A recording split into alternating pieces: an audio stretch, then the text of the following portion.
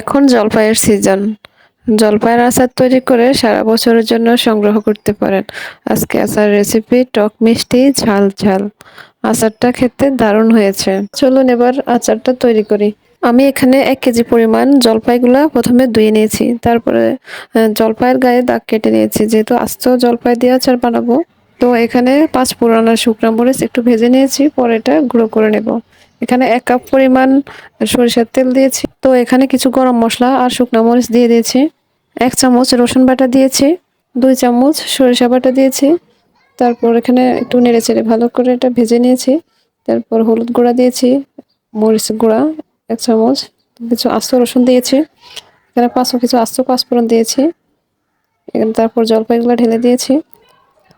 আস্তে আস্তে নেড়েচেড়ে একটু একটু নাড়াচাড়া করে এখানে চিনি দিয়েছি ১ কাপ পরিমাণ। এটা যে যার স্বাদ মতো দিতে পারেন। আমি যেহেতু একটু মিষ্টিটা কম খাই, তো একটু কমিয়ে দিয়েছি। তো এখানে আমি কোনো এক্সট্রা পানি অ্যাড করব না। তো আমি এখানে জলপাইগুলো ঢেকে দিয়েছি। আর এটা হালকা আঁচে রান্না করব, যাতে জলপাইগুলো ভালো করে সিদ্ধ হয়, ভিতরে সবকিছু মশলাগুলো ঢুকে। এই তো আমি দেখছিলাম আমার জলপাইগুলো সিদ্ধ হয়েছে কিনা। জলপাই সিদ্ধ হয়ে গেছে। তো এখানে আমি ভেজে রাখা পাঁচফোড়ন ২ চামচ দিয়েছি। তারপর শুকনো মরিচ দিয়েছি ১ চামচ। ঝালটাও যে যার স্বাদ মতো দিতে পারেন। তো এই পুরো রান্নাটাই হালকা মাঝারি আঁচে রান্না করেছি, যাতে জলপাইগুলো ভালোভাবে সিদ্ধ হয়।